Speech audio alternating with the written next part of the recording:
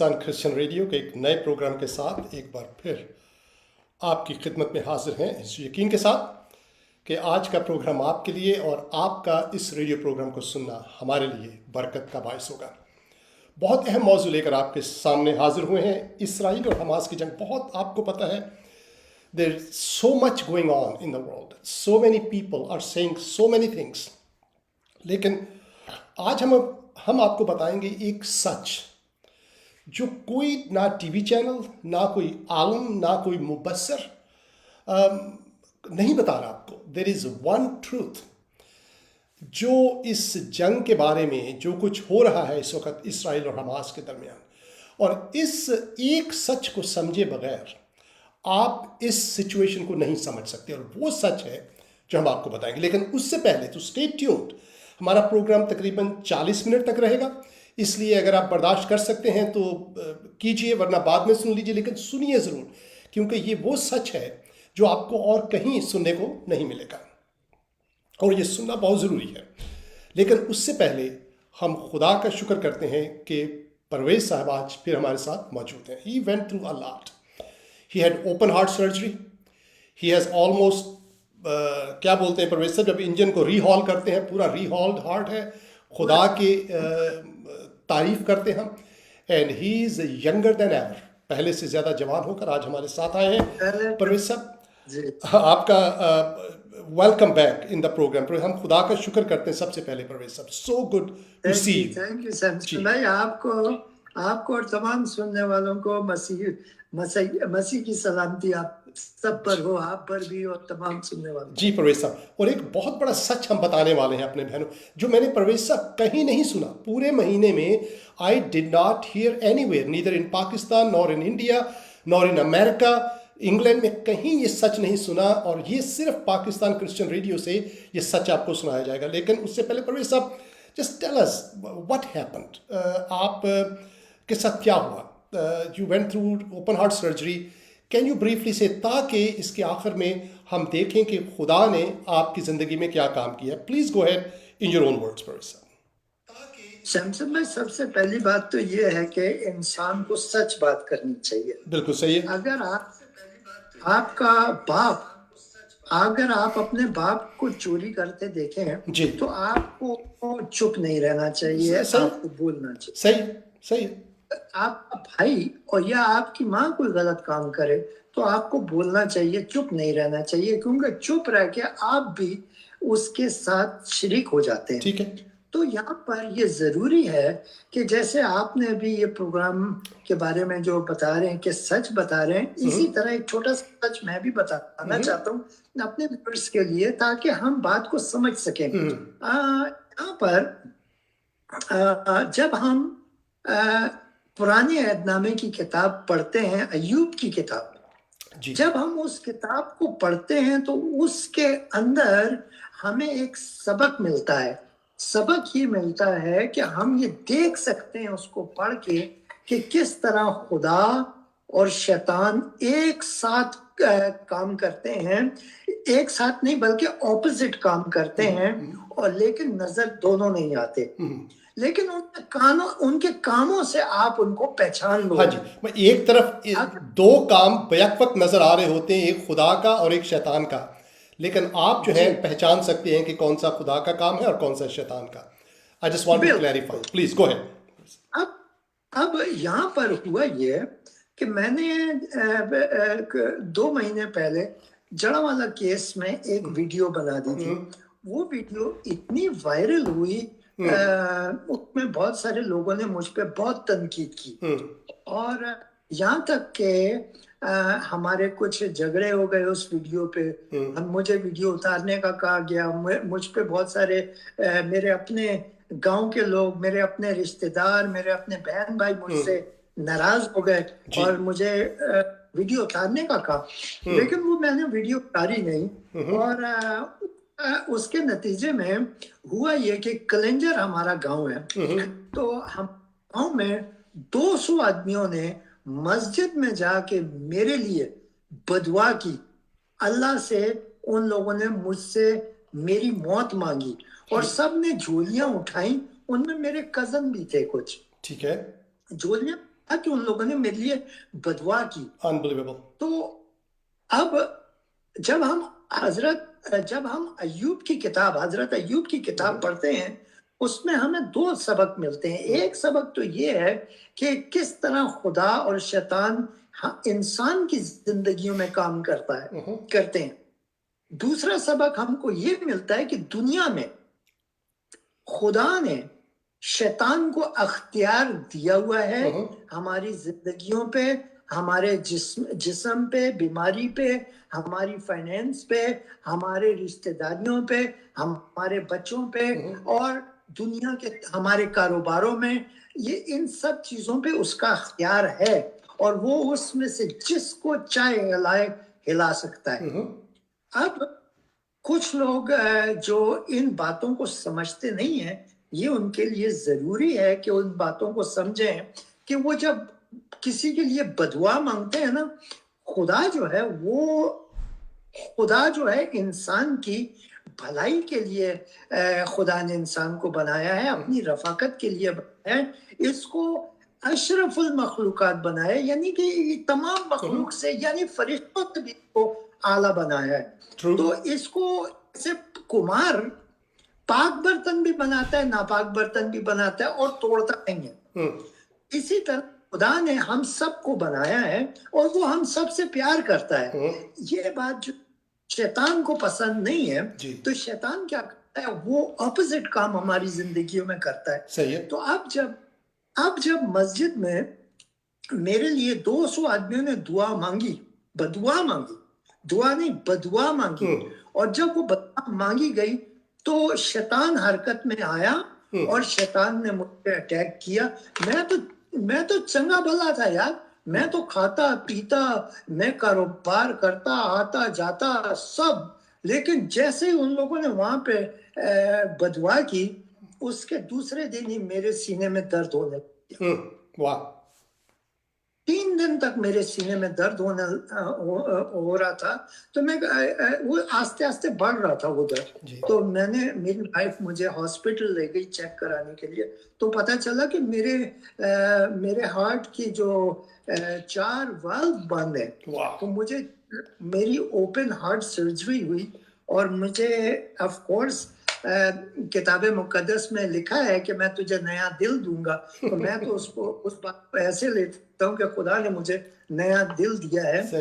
तो अब मैं कभी कभी सोचता हूँ कि जब हम बात कोई करते हैं, तो हम कोई लड़ाइयों की बातें तो नहीं करते, हम कोई अपने प्रोग्राम में नफरत की बातें तो नहीं करते, हम कोई किसी से हम हमारा दुश्मनियां तो नहीं है, लेकिन फिर भी हमारे क्यों खिलाफ है।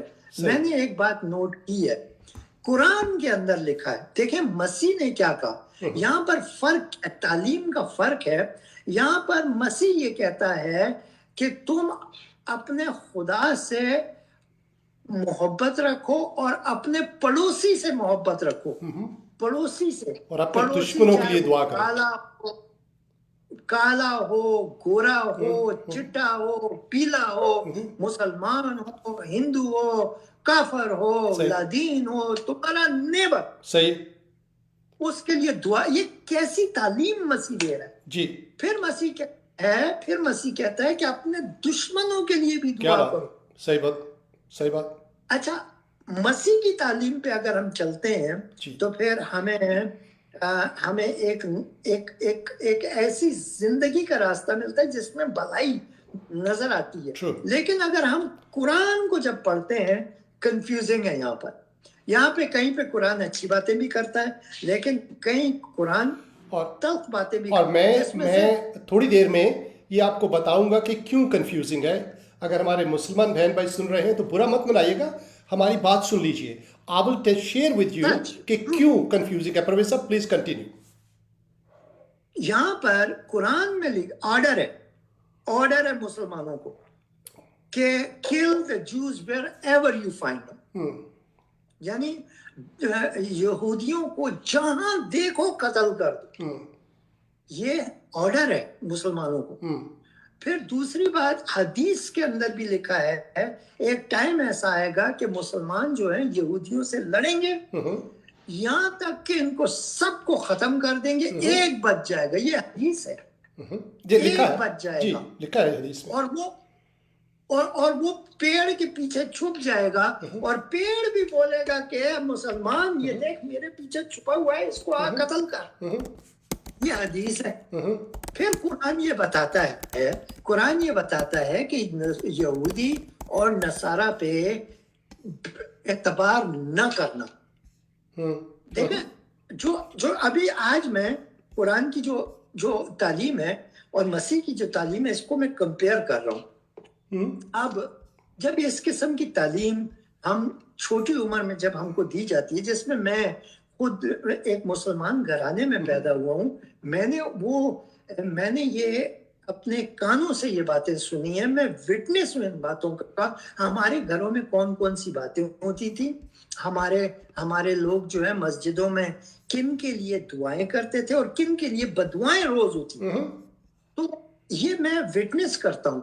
और मैंने अमेरिका में आके ये देखा है कि अमेरिका में ये लोग मस्जिदें खुल के बनाते हैं, कुरान जाके बाजारों में बांटते फिरते हैं, कुरान और हदीसें और वो अपने किताबें ये लोग जहाँ जाते हैं बांटते फिरते हैं। यहाँ पे इनको फुल आजादी है, लेकिन सऊदी अरब में ये आपको बाइबल नहीं ले जाने देगी।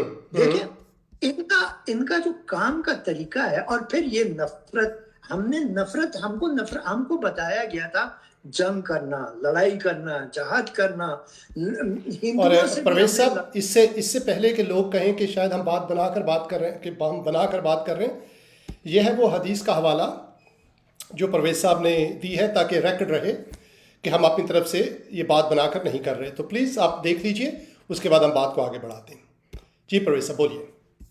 जी, तो हमारी लड़ाई जो है क्या सिर्फ यहूदी और क्रिश्चियनों के साथ है? ना ना ना ना ना, हमारी लड़ाई हिंदुओं के साथ भी है।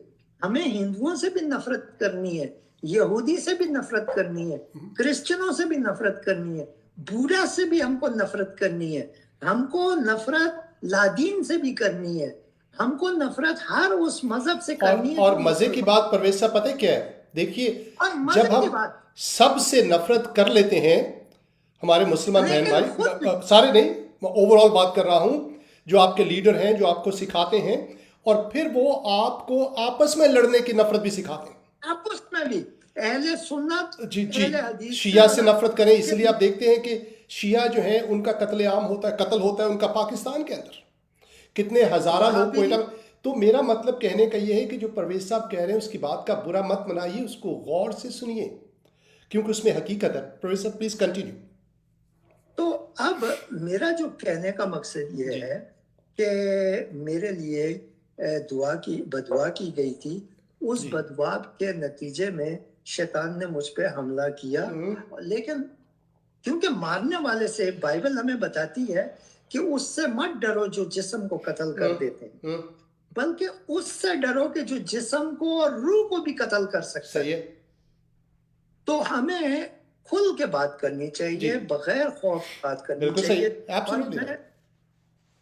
मैं खुदा का शुक्र करता हूं कि खुदा ने मुझे दोबारा मौका दिया है कि मैं आज फिर आपके प्रोग्राम में आके अपनी गवाही सुना सकूं अपने मुसलमान बहनों भाइयों से। हमें मोहब्बत है, ये भले हमको नफरत करें, लेकिन बाइबल मुकद्दस के मुताबिक हम इनसे मोहब्बत करते हैं। हमारी शुरू से हमारे मसीह ने मुसलमानों से मोहब्बत की है, हिंदुओं से भी की। उसका सूरज हमारे उसका सूरज मुसलमान पे भी चमकता है, यहूदी पे भी चमकता है, क्योंकि खुदा वो खुदा है। वो जमीन पे आया है, उसने अपना चेहरा बताया, क्योंकि मूसा ने भी ख्वाहिश की थी कि वो खुदा को देख ले, लेकिन उस नूर को देख कोई नहीं सकता। तो इसलिए इंसान के जिस्म में वो जमीन पे आया और हर काम की, हर चीज की उसने एविडेंस दिया कि मैं ही खालिक हूँ, मैं ही मालिक हूँ, मुझी में जिंदगी है, मुझी में मैं ही हूँ जो कायनात को चलाता हूँ, उसी के कब्जे में मौत भी है और जिंदगी भी है। तो वो इतने सारे एविडेंस, और यसाया नबी किताब मुकद्दस में 300 से ज्यादा पेशन गोइयां हैं। अब हमारे वाले क्या करते हैं, वो हमारे वाले खामा की पेशन गोइयां घुसा देते हैं कि अहमद नाम आ जी गया प्रवेश साहब बाइबल। एक सेकंड, ताकि हम डाइग्रेस ना कर सकें, ठीक है? बड़ा इजी होता है कि किसी टॉपिक से दूर चले जाना। लेट मी जी bring you back to the topic. जी जो आपने कहा था कि आपके रिश्तेदारों ने ही मस्जिद में आपके लिए बद दुआ की, आपकी मौत के लिए दुआ की, और उसके बाद आपको हार्ट अटैक हो गया, ठीक है? जी जी आप जी मुझे बताइए कि उनकी दुआ सुनी गई, जिसने भी सुनी, और आपको हार्ट अटैक हुआ, हुआ। लेकिन आप जो है हार्ट अटैक नहीं हुआ, बल्कि आपके दिल में दर्द हुआ, जिसके नतीजे में डॉक्टरों के पास आप गए और उन्हें कहा कि आपके 4 वाल्व बंद हैं। उसके बाद जो है, ओपन सर्जरी हुई। जी जी, और मेरे ख्याल 4 ही वाल्व होते हैं, इससे ज़्यादा नहीं होते मेरा ख्याल है दिल के अंदर, जी तो चारों के चारों ही बंद थे। अब जी 5 होते हैं। 5 होते हैं, अच्छा हो सकता है, जी माफ़ कीजिए, शायद एक। ऑफ कोर्स मैं गलत हूँ। जी तो जो है, फिर उनकी दुआ से तो ये गड़बड़ हो गई। How are you still alive, इसके बारे में बताइए। ये फजल है, खुदा का फजल है, जो उसकी कौन मर्जी से थी खुदा कि का? मैं कौन से न। खुदा का? हाँ, कौन से यीशु खुदा का? मसीह, जो इब्राहिम, इसहाक और हियर याकूब यू का गो। खुदा, एग्जैक्टली, आदम का खुदा, एग्जैक्टली। मोहम्मद का खुदा, मेरा खुदा, आपका खुदा, यीशु मसीह जो है, यावे खुदा जो, उसकी मर्जी थी कि मैं न मरूं, और इस बात को आके ओपन टीवी पे इस बात को करूं कि मेरे साथ खुदा ने कौन कौन से काम किए, मैं उसके शुक्र अदा करूं। और ये मौका उसी ने दिया है मुझे, वरना वरना सैमसन भाई, खुदा अगर चाहता तो वापस भी बुला सकता था, जी लेकिन उसकी मर्जी ये थी जी, कि आपने आज कहा के दिन परवेज साहब, आपके के ये साथ। जो तस्वीर है वो फ्रीज हो गई है। नहीं मेरा, नहीं नहीं नहीं नहीं नहीं, आई थिंक इट्स गुड। आपके कैमरे पे सही आ रही है, I don't know why it happen here, लेकिन may be something wrong on my side. लेकिन आप कंटिन्यू बोलते जाइए परवेज साहब। जी, तो मेरा कहने का जो मकसद है ये सैमसन भाई, आज जो दुनिया में हो रहा है, उसके जो रीजन है वो ये है कि हम मुसलमानों को नफरत सिखाई गई है। हम और ये जो आप फलस्तीन में हो रहा है, इसकी जब हम हिस्ट्री पढ़ते हैं तो हमें पता चलता है ये तो जमीनियों की है, यहूदियों की है। खुदा ने यहूदियों के को ये जी, जमीन दी वो हुई हम है। बाद में बात करेंगे, will talk about that separately. अभी जी, सिर्फ आई वांट टू लेकिन see, that's why it's very important to digress, I want to make sure we stay on the topic कि जी जी लोगों ने, आपके रिश्तेदारों ने आपकी मौत की दुआ की, और जी जिसके नतीजे में शैतान का हमला हुआ आपके ऊपर। दूसरी जी तरफ आप कहते हैं कि जब शैतान ने हमला किया तो दूसरी तरफ से इब्राहिम, इसहाक और याकूब के खुदा ने भी अपना मिसाइल फेंका जी और शैतान के मिसाइल को तबाह कर दिया, उड़ा के वो आयरन डोम, बना दिया खुदा ने। उनका आयरन डोम ने उनका जी, मिसाइल को तबाह कर तो खुदा जो है, मेरी बात सुनिए, शैतान हमला करता है, लेकिन जब जी आप खुदा पर भरोसा करते हैं तो फिर खुदा भी अपना मिसाइल फेंकता है, ठीक है? या और वो मिसाइल जो है, शैतान उस मिसाइल का सामना नहीं कर सकता, और दैट्स व्हाट हैपन। तो ये परवेज साहब आपकी टेस्टिमोनी है कि वाकया ही जब उन्होंने दुआ की मस्जिद के अंदर आपकी मौत की, तो वो शैतान ने सुनी, क्योंकि ये लोग गलत नीयत से दुआ कर रहे थे, और शैतान ने तीर फेंके आपके ऊपर, लेकिन खुदा ने भी अपना मिसाइल भेजा, राइट? और अब आप पहले से भी ज़्यादा जवान, पहले से भी ज़्यादा खूबसूरत, ब्रांड न्यू हार्ट है परवेज साहब, ठीक है? और वी प्रेज और गॉड।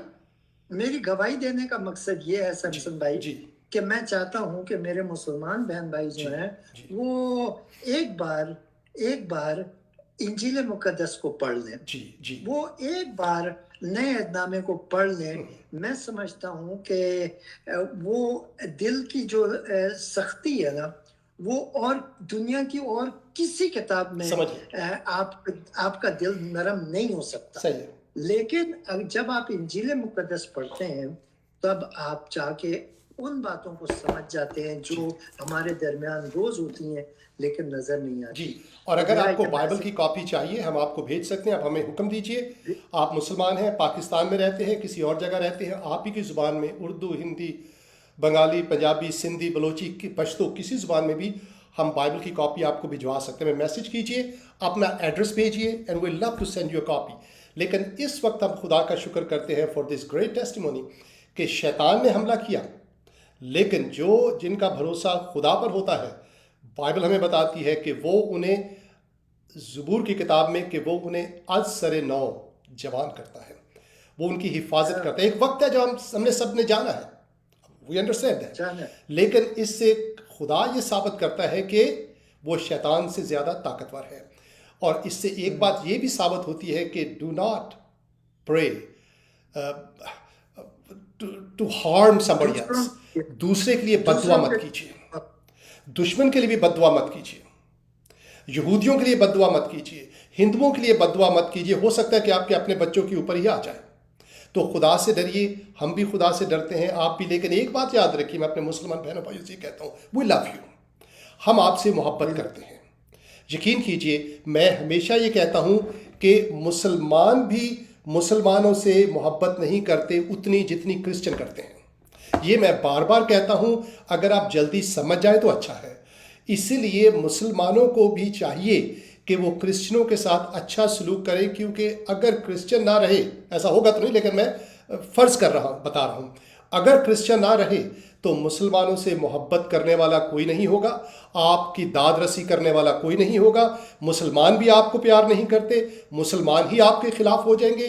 वो जो अपने नबी की औलाद को कत्ल कर सकते हैं, वो आपके कैसे बनेंगे?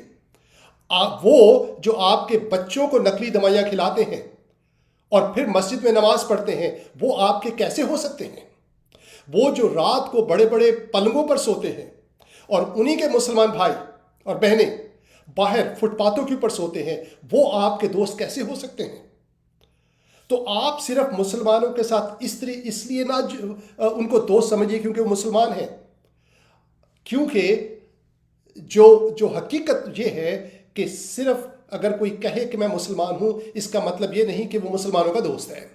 हम हैं दोस्त आपके। इसलिए मुसलमान भी मसीही मुल्कों में ज़्यादा महफूज तस्वर करते हैं अपने आप को, ये हकीकत है। तो आप हमें दुश्मन मत समझिए, बल्कि आप हमें अपना दोस्त समझिए, क्योंकि हमारे बगैर आपका गुजारा नहीं है।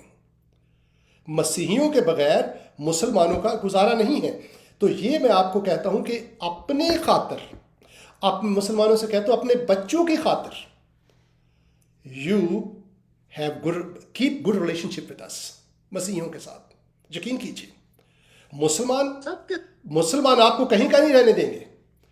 मुसलमान आपको कहीं का नहीं रहने, मैं मुसलमानों की बात कर रहा हूं। आपके ही मुसलमान जो अपने, ये मेरा फेवरेट, जो अपने नबी की औलाद को कत्ल कर सकता है, परवेज साहब, पाकिस्तानी या पंजाबी या बलोची या सिंधी उसकी नज़र में क्या है ना? एक शख्स कराची का है, उर्दू बोलने वाला है, वो क्या उनकी नज़र में?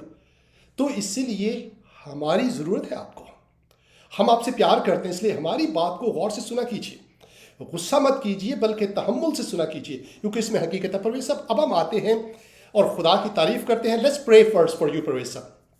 प्यारे खुदा, तेरा शुक्र करते हुए, give you all the glory, we praise your name heavenly father that you have kept our brother Parvez in good health, even though devil attacked him, Heavenly Father, but you kept him safe. You are more powerful than the devil, Heavenly Father. We put our trust in you. You are a God of Abraham, Isaac, and Jacob, who has shown his power over the centuries, Heavenly Father, who loves us. And we put our trust in you. You have shown your love through Jesus Christ, and we put our trust in you, Heavenly Father. I give you glory. मैं तेरा शुक्र करता हूँ, and I pray for all the people who are listening. I pray that you be with them. If there's anybody who is sick, whether Muslim or Hindu or Sikh or Christian or atheist, I pray that you show them your love, Heavenly Father. Show them your mercy and heal them. If they are in need, I pray that you meet their needs. I pray this in Jesus' name. Amen. खास करके सैमसन भाई, हम दुआ करते हैं फलस्तीनी लोगों भाइयों के लिए, जो इस वक्त कुछ लोगों की वजह से निहत्ते लोग भी मारे जा रहे हैं। Absolutely right. Our heart cries for Palestinian people. जी, बिल्कुल सही। बिल्कुल सही। हमारे दिल फिलिस्तीनियों के लिए भी उतने ही दुखी हैं जितने उन यहूदी बच्चों के लिए जो कत्ल हुए। We and I know there more फिलिस्तीनी that die, I understand that and our heart cries out, क्योंकि ये हम कहते हैं कि सिर्फ मसीह है जो सुलह का शहजादा है, जिसकी वजह से सुलह कायम हो सकती है, और where there is no Jesus there will always be fight. अब हम आते हैं प्रवेश साहब आज के टॉपिक की तरफ कि इसराइल और हमास की जंग का सबसे बड़ा सच जो किसी टीवी चैनल ने अभी तक मैंने नहीं सुना प्रवेश साहब, और ये सच सुने बगैर आप जो है इस जंग को समझ नहीं सकते। You have to understand that. कुछ लोग इसकी पॉलिटिकल रीजन बताते हैं, कुछ लोग कहते हैं जी क्योंकि इसराइल ने उस मुल्क फिलिस्तीनियों के मुल्क पर कब्जा कर लिया इसलिए, कुछ लोग कहते हैं जी कि वह हमास के वो छोटी सी जगह है गजा के ऊपर, वहाँ बहुत कम लोग जगह है, बहुत से लोग रहते हैं, गुर्बत है जिसकी वजह से अटैक हुआ है। अब देयर सो मेनी रीजंस। कुछ कहते हैं यहूदी लोग जो हैं बड़े, दिस इज उबैद साहब ने कहा है सर क्या ये जंग रुकेगी या आगे फैलेगी? ये मैं आपको बताऊं, अभी हम बताते हैं, लेकिन मैं इसका जवाब दे दूं परवेज साहब कि इसराइल की जंग कभी नहीं रुकेगी, it will never stop, and let me tell you why. ये जो लोग कहते हैं ना कि ये हो जाए, अभी अमेरिका आ गया, अभी सीज फायर कर दो, ये Israel will always be in war. मेरे एक बहुत बड़े आलम से, यहूदी आलम से बात हो रही थी परवेज साहब, और मैंने उनसे पूछा, मैंने कहा कि अगर आप ये जो हमास और फ़िलिस्तीनियों के साथ या मुसलमानों के साथ आपने उनको अपनी ये जो आपने जंग में जीता था इलाका, साइनाई का इलाका दे दिया, उसके बाद you are having peace accords with them, क्या कभी सुलह होगी? And he said no, Israel will always be in war. कहते हैं कि यिस्राएल का मतलब प्रवेश साहब आपको पता है बहनों भाइयों, व्हाट डज इट मीन? यिस्राएल, ये इसराइल, ये हजरत याकूब का नाम है जो खुदा ने उनको दिया।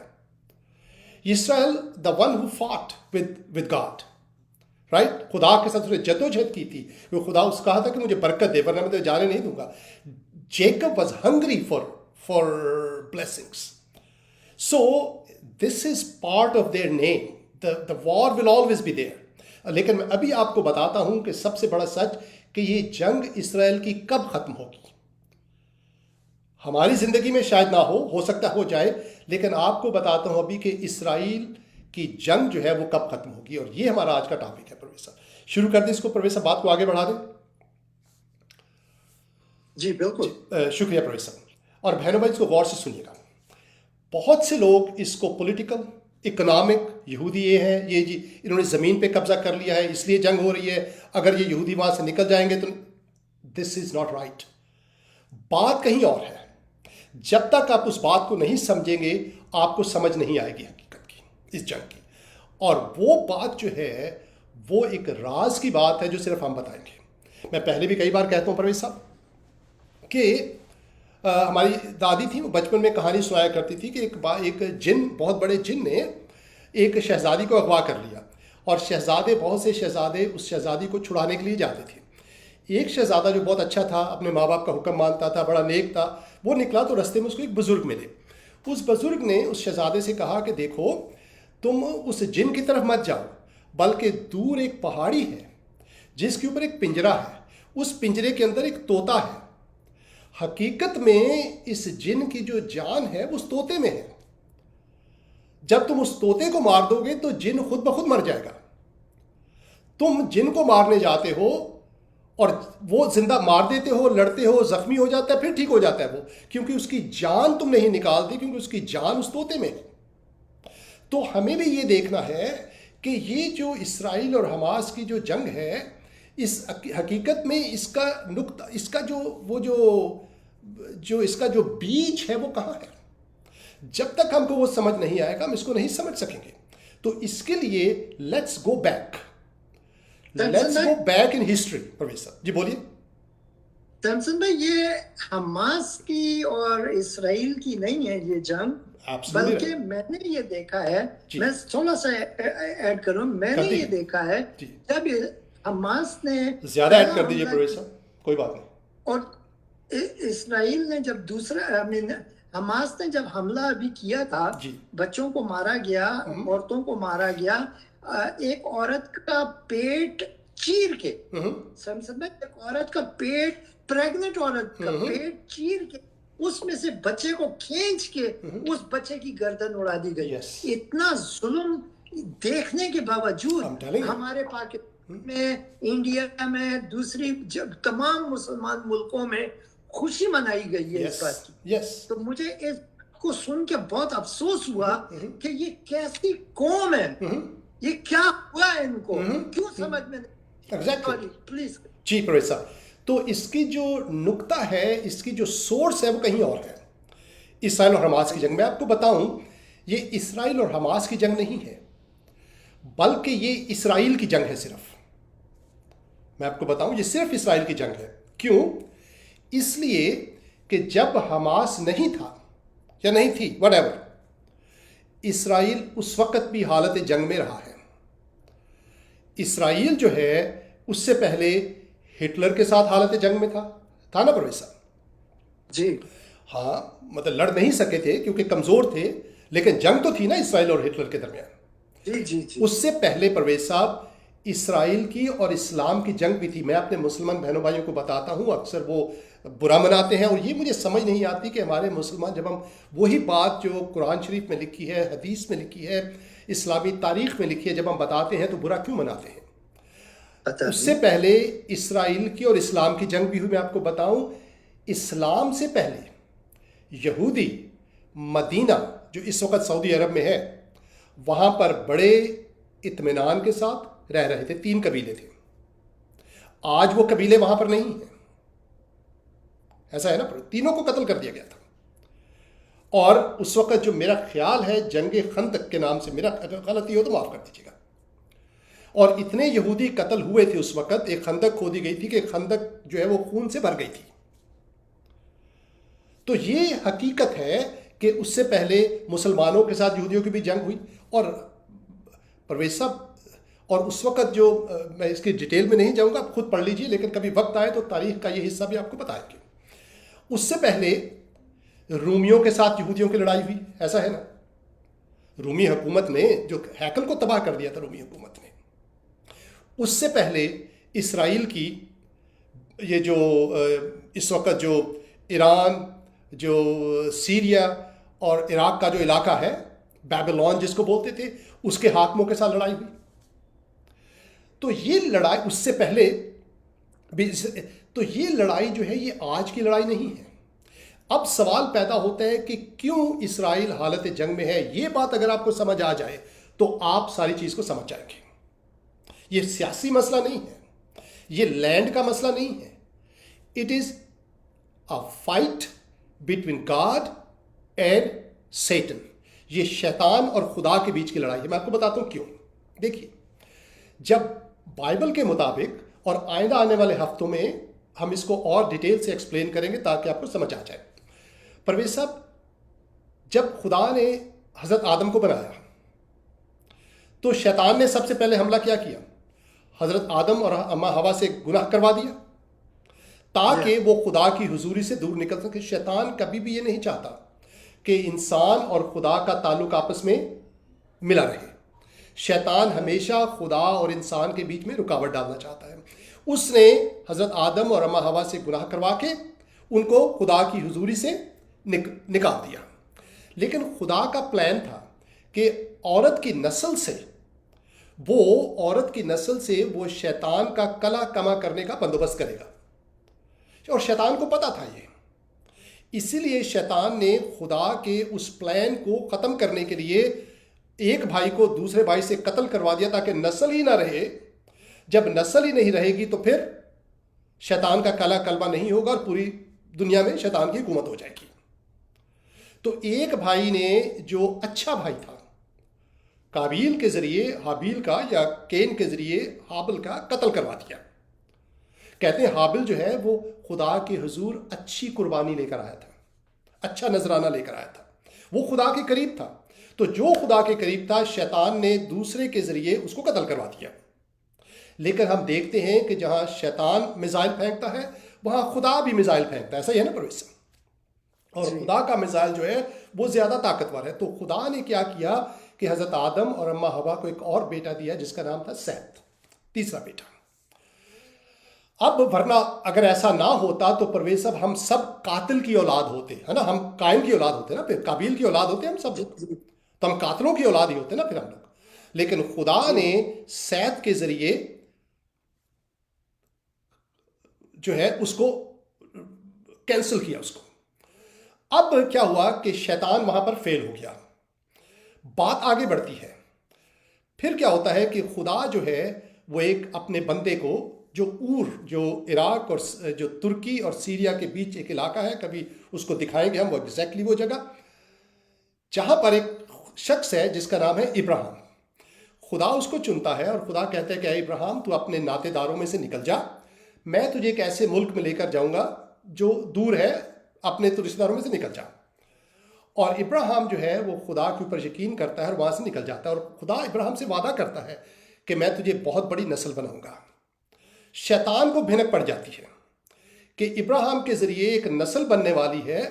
और फिर खुदा जो है वो लेटर ऑन वो अपना वादा करता है इब्राहिम के साथ, उसके बेटे इसहाक के साथ, कि तेरी वजह से दुनिया की सारी कौमें बरकत पाएंगी। इसहाक में से एक बरकत निकलने वाली है सारी दुनिया के लिए। यानी कि वो काम जो खुदा ने बाग अदन में प्लान किया था इंसान की नजात का, वो हजरत इसहाक में से निकलने वाला है। शैतान को पड़ जाती है भिनक, और शैतान अब पहले तो फेल हो गया, he continues to do that.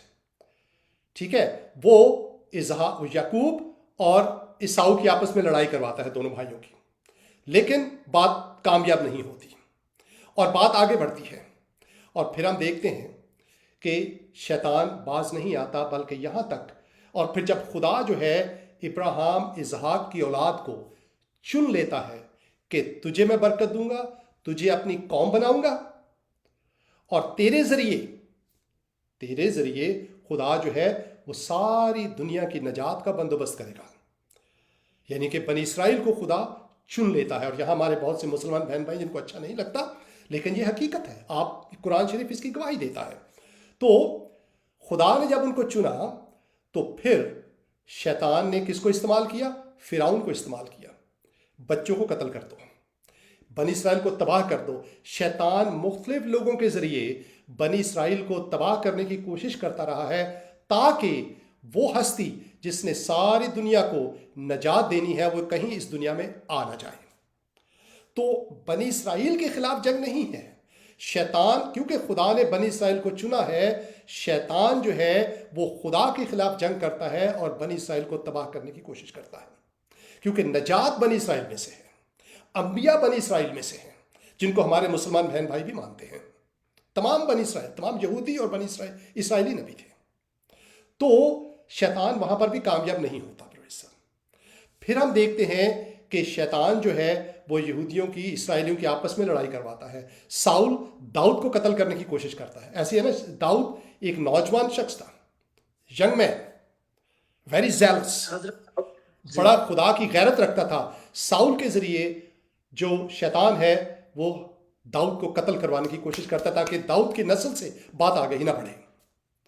शैतान इज कॉन्स्टेंटली ट्राइंग कि मसीह यस्सु, दुनिया का जो नजात देता है, वो कहीं आ ना जाए दुनिया में। और फिर हम देखते हैं कि शैतान का हमला कामयाब नहीं होता, एंड स्टोरी कंटिन्यूज। खुदा की कहानी चलती रहती, उसको कोई रोक नहीं सकता।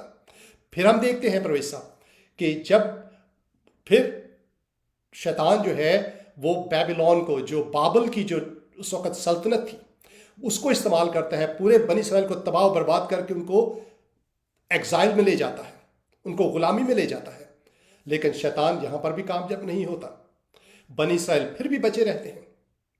और फिर हम देखते हैं, बात आगे बढ़ती है, रूमी हुकूमत आती है, और शैतान जो है वह रूमी हुकूमत को यूज़ करता है बनी इसराइल को तबाह करने की, ताकि नजात दहिंदा ना आ जाए।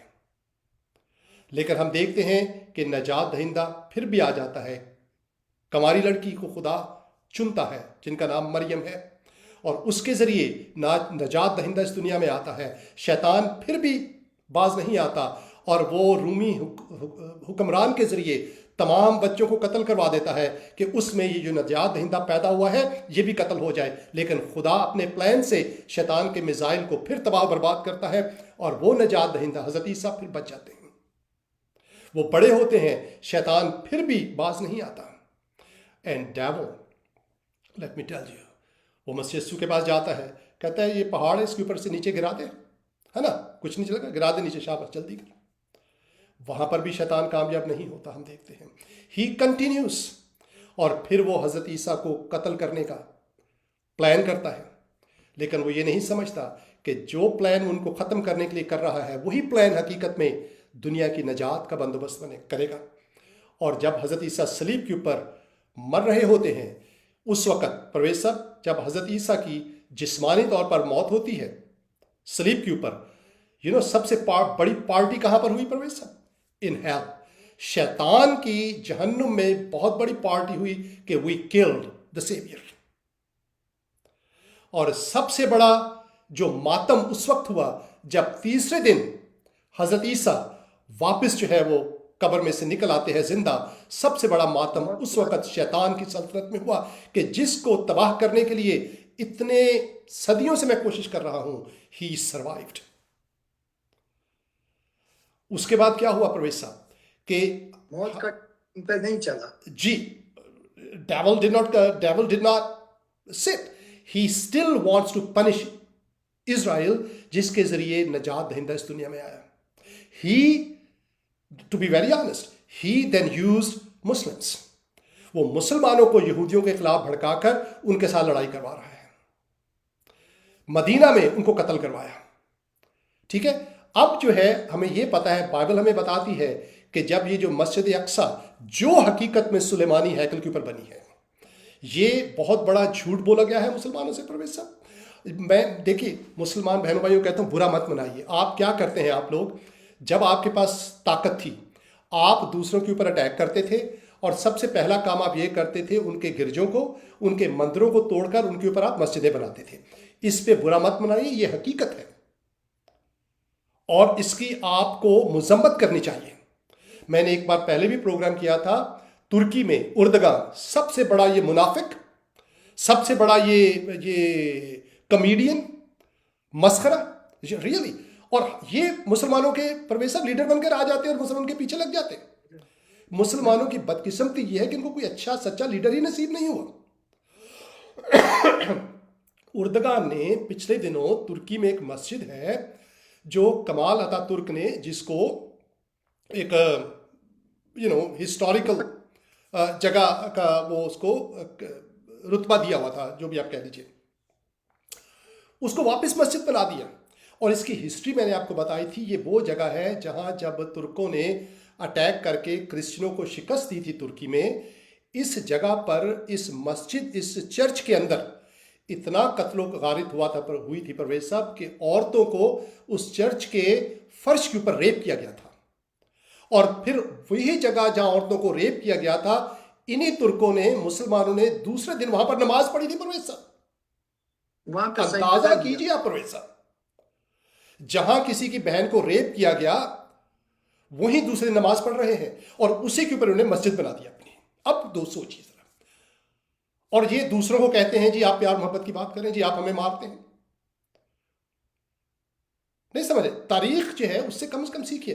तो क्या हुआ कि मुसलमान क्या करते थे कि जब हमला तो दूसरों की, अब इंडिया में भी यही है परवेश साहब, कितने मंदिरों को तोड़कर उनके ऊपर मस्जिदें बनाई गई हैं। यही हाल जो है हैकल सुलेमानी के साथ हुआ। जब मुसलमानों ने कब्जा किया यरूशलेम के ऊपर तो वहां पर मस्जिद बना दी। अब मस्जिद बन गई, अब कहते हैं जी कि आप खत्म नहीं कर सकते आप उसको। अब आप दूसरे के घर के ऊपर परवेश, अब अपना जो है वो घर बना देते और फिर कहते नहीं जब हमारा हो गया ये अंदाजा। और ये कब्जे की हालत परवेश साहब आज भी पाकिस्तान में ऐसा हो रहा है। आपको पता है, कब्जा कर लेते हैं दूसरों की जगह के ऊपर। ठीक है, अगर हिस्ट्री पढ़ी जाए ना तो ये जो काबा है ना, हाँ, ये भी कब्जा की भी जगह है। वो बात की विल डू इट सेपरेट परवेश साहब जी। लेकिन हम ये कह सकते हैं कि क्योंकि जो मस्जिद के ऊपर, जो चर्च के ऊपर जो मस्जिद बनी है उससे इनकार नहीं कर सकते ना। उसके ऊपर शायद थोड़ा डिस्कशन लंबी हो जाए, राइट, प्रूव करना पड़ेगा हमें। लेकिन सादा सी बात है, कम से कम इससे तो इनकार नहीं कर सकते कि तुर्की में जो मस्जिद बनी है वो चर्च के ऊपर बनी है, मस्जिद अक्सा जो है वो हैकल सुलेमानी के ऊपर बनी है, तो ये से तो इनकार नहीं है। तो क्या क्या होता है कि फिर मुसलमानों ने जो है वो यहूदियों के साथ अब क्या है कि हमारा एज ए क्रिश्चियन ये यकीन है प्रवेश साहब कि ये जो हैकल है ये दोबारा बनेगी, आज नहीं तो कल बनेगी, ये होगा ही होगा, 100% होगा ये। उसकी वजह यह है कि जब हैकल बनेगी और जब एक वक्त आएगा जब पूरा यरूशलेम जो है वो फौजों के दरमियान दुश्मनों, ये तो कुछ भी, हमास की जंग तो कुछ भी नहीं है प्रवेश साहब, ये तो आप समझें ये तो बच्चों का खेल है, बच्चों का खेल भी नहीं है। एक वक्त आएगा जब दुनिया की फौजें इसराइल को चारों तरफ से घेर लेंगी और उस वक्त हजरत ईसा का नजूल होगा हैकल में, और हजरत ईसा यहूदियों की तरफ से लड़ेंगे। उस वक्त वो एक तलवार पकड़ के लड़ेंगे। He will not be the same Jesus who was before, he will protect his people, क्योंकि हजरत ईसा यहूदी थे। अक्सर जो है वो हमारे मुसलमान बहन भाई कहते हैं कि वो कत्ल कर देंगे, जो क्रिश्चियनों को वो तोड़ देंगे, स्लीब को तोड़ देंगे, यहूदियों को मारेंगे और यहूदी जो है वो दरख्त के पीछे छुप जाएंगे। मैं आपको बताऊं हजरत ईसा यहूदी थे और आप जो है वो यहूदियों को प्रोटेक्ट करने के लिए he will come and that will be the ultimate battle. और जब वो जंग जीती जाएगी प्रवेश साहब, फिर इसराइल में अमन कायम होगा। उससे पहले शैतान जो है वो लोगों को इसराइल के साथ लड़ता रहेगा, लोगों को लड़वाता रहेगा इसराइल के साथ। ये मुसलमानों का कसूर नहीं है प्रवेश साहब, ये शैतान का काम है जो मुसलमानों को लड़ा रहा है। आप यहूदियों को अकेला छोड़ दें, जो वो किसी से लड़ेंगे नहीं, वो उनकी जगह है, उनको आप ये कहें उनकी जगह नहीं है। क्यों उनकी जगह नहीं? हजरत दाऊद वहां पर थे, हजरत सुलेमान वहां पर थे, तमाम अंबिया कराम वहां पर थे, तो आप कैसे कह सकते उनकी जगह नहीं थी? ये परवेज साहब कहा, परवेज मैं आपको बताऊं, मैंने आपको एक बात बताई थी मुसलमानों की, मैं आपको बात बताऊं क्या करते हैं ये लोग। मुसलमानों ने तकरीबन तमाम चीजें कुरान में बाइबल से ली हैं, बाइबल की कहानियां कुरान शरीफ में आई हैं, ठीक है। अच्छा, लेकिन क्योंकि मुकम्मल तौर पर नहीं आई, इसीलिए हमारे मुसलमान बहन भाई कंफ्यूज रहते हैं। जैसा आपने शुरू में कहा था ना, कंफ्यूज, ये वजह है।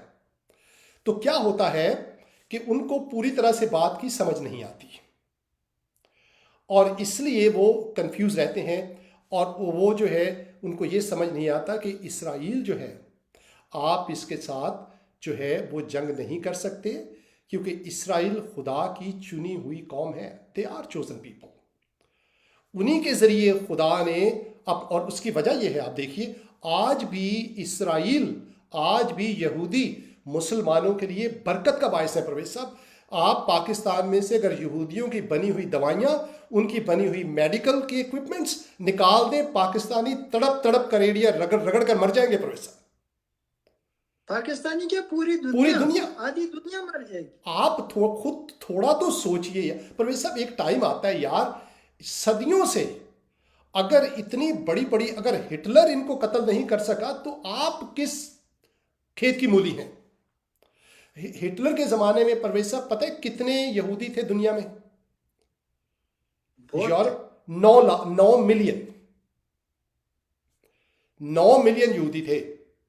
और हिटलर ने पता है कितने कत्ल किए थे परवेज साहब? 6 मिलियन। 6 मिलियन, 3 मिलियन रह गए पीछे परवेज साहब।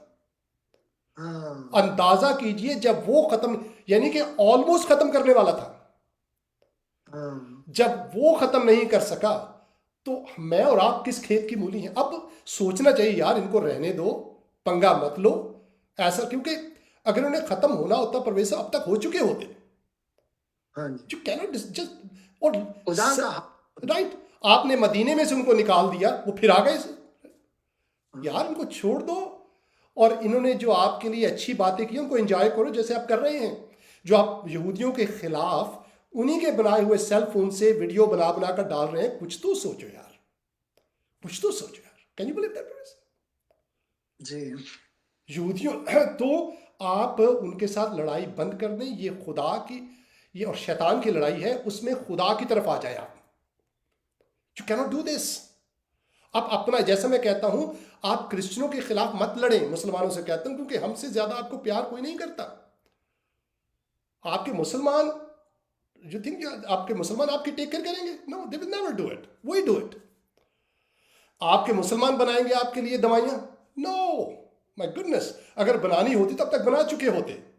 यहूदी बनाएंगे आपके लिए, उनको बनाने दीजिए, आपके बच्चों को बचाने दीजिए, उनको वेंटिलेटर बनाने दीजिए, उनको आप उनको ब्लड ट्रांसफ्यूजन के इक्विपमेंट बनाने दीजिए, एंटीबायोटिक्स बनाने दीजिए, उनको आपकी जो रोजमर्रा की जरूरतें हैं उनको पूरा करने बनाने दीजिए, उनको जिस जहाज में बैठकर आप हज करने जाते हैं वो जहाज बनाने दीजिए, उनको उसकी टेक्नोलॉजी बनाने दीजिए, उनको हज करते जाइए, उम्रा करते जाइए, और साथ साथ इसराइल का और यहूदियों का शुक्र अदा करते जाइए।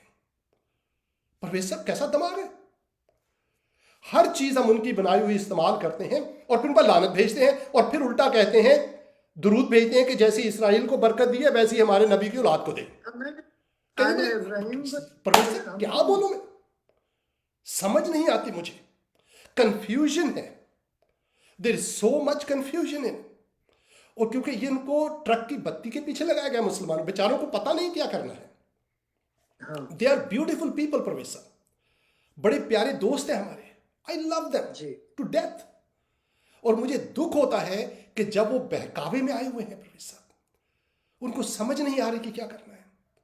एक भाई है, वो चिल्ला चिल्ला कर कह रहे थे कोक और केएफसी बंद कर दो उसका। अबे यार, मैंने बोला कितना यार ये बेवकूफ इंसान, कोक और पेप्सी बंद कर दो भाई पीना। पर भाई साहब, वो मैं कहता हूं कि तुम यहूदियों, वो कहते हैं ना अल्लाह ताला की किन किन नेमतों को झुटलाओगे, मैं कहता हूं इसराइल की किन किन नेमतों को झुटलाओगे, इसराइल की कौन कौन सी मसनूआत का बाइकाट करोगे, सब कुछ तो उन्होंने बनाया भाई। ये आप सऊदी अरब में, हाँ जी, सऊदी अरब में केएफसी है, पिज्जा हट है, मैकडॉनल्ड है, ये सारी चीजें सऊदी अरब ने क्यों रखी? और परवेज साहब, ये सोचना चाहिए कि यार हमारे गंद है सब, कि कोई बात तो है कि इतने छोटे से लोग, इतने से लोग, इतना बड़ा असर और रसूख है उनका दुनिया के ऊपर, अभी तक कोई माई का लाल उनको नीचा नहीं करता। तो यार सोचिए तो सही कम से कम। फिर उठ के फिर मुंह की पड़ेगी, फिर खाएंगे मुंह की, और फिर तो ये लड़ाई क्योंकि इसराइल की नहीं है, ये खुदा और शैतान की लड़ाई है। और परवेज साहब, आपको याद हो एक बार खुदा जो है, और कई बार खुदा बनी इसराइल से नाराज हुआ है कि तुम मेरे लोग हो, तुम मेरी हुक्म नहीं मान रहे, और वो वापस आए, उन्होंने ताइब हुए, और फिर तो ये चलता रहता है सिलसिला।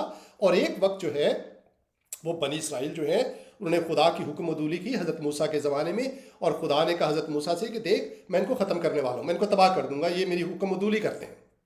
तो हज़रत मूसा ने खुदा से कहा था कि देख, अगर तू इनको मार देगा तो लोग क्या बोलेंगे, देख इन लोगों को इसके अपने लोग हैं, और इनको देख वहाँ से निकाल लाया मिस्र से, और फिरौन और बियाबान में आकर इनको कत्ल कर दिया, तो तेरा ही नाम खराब होगा। और बाइबल कहती है खुदा बाज आ गया उससे। तो खुदा अपने नाम के लिए इसराइल को बचाएगा। ये अब खुदा की अना का मसला है, ये है ना, पर ये खुदा की इज्जत का मसला है। ये कि एक कौम जिसको उसने अपना बना लिया है और वो खत्म हो जाए, ये खुदा की इज्जत का मसला है। ये कभी खुदा अपनी इज्जत पर आंच नहीं आने देता। बाइबल कहती है खुदा गैरतमंद खुदा है, वो गयूर खुदा है, और ये खुदा की गैरत का मसला है। इसीलिए कोई दुनिया की ताकत आज तक इसराइल अपनी ज़िंदगी के ज़्यादातर हिस्सा इसराइल हालत जंग में रहा है, लेकिन अभी तक कोई ख़त्म नहीं कर सका उसको, क्योंकि ये खुदा के लोग हैं। मैं ये नहीं कह रहा कि बहुत अच्छे हैं, नो, जैसे आपके अपने बच्चे हैं, पर वैसे किसी के अपने बच्चे क्या सारे अच्छे होते हैं? नहीं होते ना। हमारे अपने बच्चे हैं, सारे तो अच्छे नहीं हैं। कोई हुक्मदुली करता है, कोई ये गलत काम करता है, कोई गलत काम कर देता है, लेकिन वो हम ये तो नहीं कहते कि आप हमारे बच्चे नहीं रहे, ऐसा तो नहीं कहते ना। पर वैसे हम मतलब कि जब टाइम आएगा तो हम उनको बचाने के लिए हम ही जाएंगे, ऐसा है ना। पर वैसे अगर मेरा बच्चा मेरी हुक्मदुली भी करता है, वो कहीं बाहर जाता है जो कहता है जी गाड़ी खराब हो गई मेरी, तो मैं ही जाऊंगा ना उसको ठीक करने के लिए। पर वैसा जब मैं ही भेजूंगा किसी मैकेनिक को। तो इसराइल जो है, ये नहीं कह रहे कि बहुत अच्छे लोग हैं, लेकिन खुदा ने उनको चुन लिया है। और अगर इसराइल खत्म होता है तो ये खुदा की गैरत का मसला बन जाता है। इसीलिए खुदा इतने कम होने के बावजूद इसराइल को संभालता है। ये इसराइल का कमाल नहीं है, पर वे सब इतने छोटे से लोग इतनी बड़ी दुनिया की कैसे मुखालफत बर्दाश्त कर सकते हैं? हो ही नहीं सकता। छोटा मुल्क है हाँ। और मुसलमानों के वो घेरा हुआ है मुसलमानों ने। इसलिए छोड़ दीजिए इसको, उनको अपने हाल पे छोड़ दीजिए, वो जगह उनको दे दीजिए। आपके पास मक्का है, मदीना है, देखिए आप हर चीज़ को। परवेज साहब, मैं एक मुसलमानों की खास बात मैं बता, हमारे नबियों को अपना नबी बना लिया, उनके नए नाम भी रख दिए, ठीक है। अब दूसरों की मस्जिदों को, इबादतगाहों को अपनी मस्जिदें बना लिया। भाई आपका मक्का है, मदीना है, वहाँ जाइए, खुशी से रहिए, हज कीजिए, तवाफ कीजिए, जो आप करते रहिए। उस दूसरों को बेचारों को करने दीजिए, उनकी तो वही जगह है इसराइलियों की, और कौन सी है? उसके ऊपर भी आपने कब्जा कर लिया है। तो पर सब ये मतलब हर चीज़ के ऊपर तो अपना कब्जा करना है।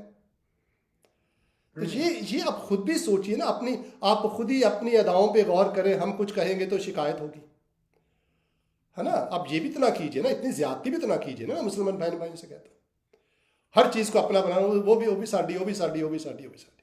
This is not right. Israel के साथ जंग मत कीजिए, आपका अपना ही नुकसान होगा। ये खुदा की कौम है, और मैं ये नहीं कह रहा कि ये परफेक्ट है, जैसे आप परफेक्ट नहीं है। मुसलमानों के काम देख लीजिए कि आप परफेक्ट है ना। आपके कामों को देखकर आपको खुद ही शर्म आएगी। और मैं ये नहीं कह रहा कि मैं परफेक्ट हूं, इसलिए मैं कहता भी नहीं हूं। लेकिन खुदा जो है, उसने जिसको अपना बना लिया वो बना लिया। और अभी तक साबित हो जाना चाहिए था आपको कि वो इसराइल अगर आज तक कायम है तो ये खुदा की गैरत का मसला है। और अब शैतान लगा हुआ है, शैतान इसराइल के साथ लड़ता रहा ताकि जो नजात दहिंदा है उसको आने से रोक सके, लेकिन कामयाब नहीं हो सका। खुदा के मिसाइल ने शैतान के मिसाइल का सत्यानाश कर दिया, और अब जो है वो लड़ रहा है ताकि इसराइल को इससे निकाल दिया जाए, हैकल तामीर ना हो। हज़रत ईसा जब हैकल तामीर होगी, हज़रत ईसा will come and he will fight on behalf of Israel, and that's when eternal peace कायम होगा। फिर सुलह होगी, उससे पहले जंग होती रहेगी, यकीन कीजिए 100%। आज हमास है, कल कोई दूसरा होगा। इसराइल हालत जंग में है और खुदा उसकी तरफ से लड़ता है। आपको एक बात बताऊं, जब बनी इसराइल, और ये आयत है बहुत से लोगों को पता है, मसीही लोग जानते हैं तकरीबन सारे। परवेज साहब, बहुत जगहों पर, बहुत ही जगहों पर इसराइल जो है, खुदा इसराइल से कहता है कि देख, तू बहुत छोटा है, तादाद में तो बहुत थोड़ा है, ताकि तुझे पता लगे कि तेरी अपनी कामयाबी नहीं है बल्कि मेरी वजह से तू कामयाब होता है ना, ताकि खुदा की ताकत जाहिर हो। जब बनी इसराइल मिस्र में से निकले थे परवेज साहब, तो जब वो चले तो एक मुकाम आया कि उनके आगे पीछे दाएं बाएं समुंदर था और पीछे फिरौन की फौज आ रही थी, ठीक है। तो बनी इसराइल मूसा के ऊपर बिगड़ने लगे कि तू हमें वहां से निकाल लाया है और अब यहां पर मरने के लिए ले आया है। तो हजरत मूसा जो है खुदा से बातचीत की उन्होंने कि हम क्या करें। तो खुदा ने पता क्या कहा परवेज साहब? लाठी मार। नहीं, उससे पहले खुदा ने कहा कि आज मैं तेरी तरफ से जंग करूंगा, ओह वाह। आई विल फाइट फॉर यू। और खुदा ने हजरत मूसा से पता क्या कहा था? परवेज साहब, रोंगटे खड़े हो जाते मेरे। खुदा ने हजरत मूसा से कहा कि तू एक काम कर, बनी इसराइल से कहे कि एक काम करो तुम लोग, मैं जंग करूंगा तुम्हारी खातिर, लेकिन एक काम तुमने भी करना है। बनी इसराइल से कहा, और वो काम पता क्या था परवेज साहब? खुदा ने कहा कि तुम लोग वहां साइड पे खड़े होकर सिर्फ देखते जाओ, सिर्फ तमाशा देखो। Can you believe that? खुदा कहता है तुम तमाशा देखो, बस तुमने बीच में इंटरफेयर नहीं करना, तुमने बीच में अपनी नाक नहीं डालनी, सिर्फ तो वॉच करते जाओ होता क्या आज। Can you believe that Parvez साहब? उसने कहा कि ये मेरी जंग है। God said it's my war, it's my fight, I will fight for you. और तारीख हमारे सामने है, पूरी फिरौन की जो फौज है परवेज साहब वो गर्क हो गई। God fights for Israel. Don't do this. Do not mess with them. जब बनी इसराइल बेबीलोन में, उसके बाद पर्शियंस के अंडर रहे, तो उसमें एक शख्स है जिसने पूरी बाइबल हमें बता दी, क्रिश्चियनों को पता है सारा, एस्टर की किताब में हमान, वो इसराइल के खिलाफ उठता है और वो इसको डिस्ट्रॉय करने की कोशिश करता है, पूरी इसराइली कौम को। वो भी शैतान का अटैक था प्रभु सब, ताकि शैतान की ख्वाहिश हमेशा से इसराइल को ख़त्म कर दे ताकि निजात दहिंदा ना आ सके। हमान के ज़रिए वो जो है कत्ल करवाने की कोशिश करता है, लेकिन God what does happen, what happen, खुदा वहाँ पर भी उसके प्लान को नाकाम करता है। Can you believe that? और परवेश मैं आपको एक बड़ी दिलचस्प बात बताऊं, हमारे बहुत से बहन भाई शायद ना जानते हो सकते, जानते भी हो। एक बार एक कौम थी, अमालीकी कौम, और ये अमालीकी यहूदियों के बहुत खिलाफ थे। जब यहूदी बनी इसराइल से आ रहे थे तो जब मिस्र से आ रहे थे तो अमालीकियों ने काफ़ी इनका बुरा सलूक किया था। तो एक बार खुदा जो है वो अपने नबी सैमुएल के ज़रिए साउल को हुक्म देता है कि तू अमालीकियों से जाकर लड़ाई कर और उनमें से सबको कत्ल कर देना, किसी को मत छोड़ना। और वहाँ लिखा है कि सैमुएल जो है वो जो अमालीक का जो बादशाह था, अगागी नाम था उसका, उसको ले आता है। और जब सैमुएल आता, और साथ कुछ गाय बैल बकरियों को भी ले आता है। जब सैमुएल आता है खुदा का नबी, और वो पूछता है सैमुएल से कि ये जो बकरियाँ जो आवाज़ आ रही है ये किसकी है? तुझे तो कहा था कि सबको कत्ल कर देना।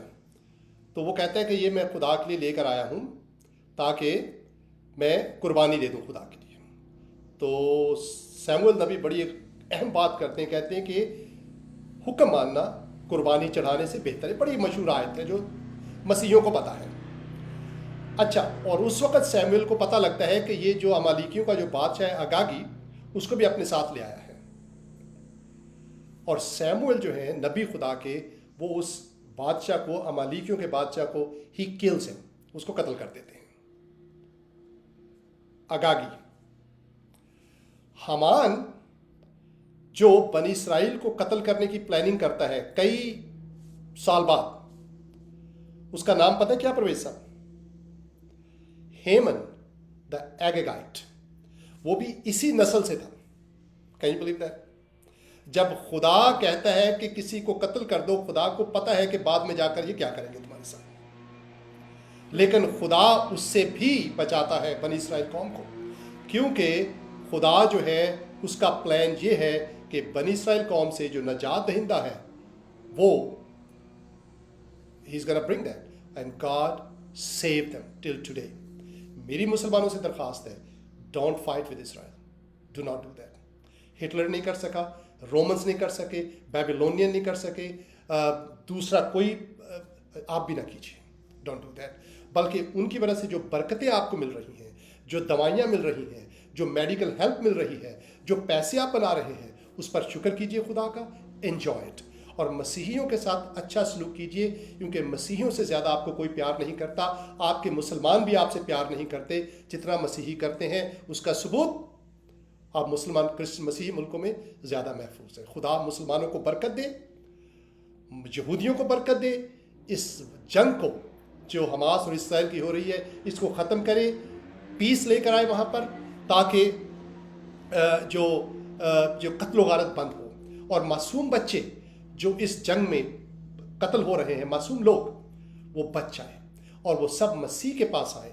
मैं मुसलमान बहनों भाई से भी कहता हूँ, कम टू जीसस। हज़रत ईसा के बगैर नजात नहीं है, आपके पास नजात नहीं है। इसलिए मरते दम तक आपको पता नहीं चलता आपके साथ क्या होगा। बाद में दूसरे लोग दुआ करते हैं, सोचिए, it's a serious thing, serious thing. आइंदा आने वाले दिनों में प्रवेश साहब और बात करेंगे इसी टॉपिक के ऊपर, क्या ख्याल है?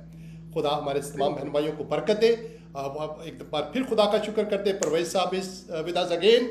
परवेज साहब मोर ब्यूटीफुल, मोर हैंडसम। आपकी मूंछें भी बड़ी ज़बरदस्त लग रही है परवेज साहब। आपके खुदा की तारीफ हो, जय खुदा की तारीफ जी। आपकी आंखों का कमाल है जी परवेज साहब, दोनों तरफ से। तो बहनों भाइयों, गॉड ब्लेस यू। इसको शेयर कीजिए and just share this and like जो भी करना है आपने कीजिए, लेकिन सुनिए ज़रूर इसको और इस पर अमल कीजिए। God bless you. प्रवेश साहब, I think will continue this more regularly now. Facebook के ऊपर भी हमने चैनल बनाया है जिसको हम ज़्यादा रेगुलरली इसके ऊपर अपडेट करेंगे। तो जी, हमारा प्रोग्राम कंक्लूड हो चुका है बहनों भाइयों, वी जस्ट टॉकिंग। जी प्रवेश साहब। ओके, ठीक है। वो जरा मुझे भी एक क्लिप भेज दीजिए। मैं इसका लिंक आपको भेजता हूँ प्रवेश साहब। और प्रवेश साहब, I am going to visit you, I still want to visit you. Thank you भाई, आपने कॉल कर दिया मेरे लिए। नहीं, वो तो कॉल तो आई एम गोना कम, और हम इकट्ठा प्रोग्राम करेंगे आपके इस खूबसूरत कमरे से प्रवेश साहब जो आपने बनाया हुआ है। ठीक है, ठीक है। तो गॉड ब्लेस यू। ओके भाई, थैंक यू। खुदा हाफिज।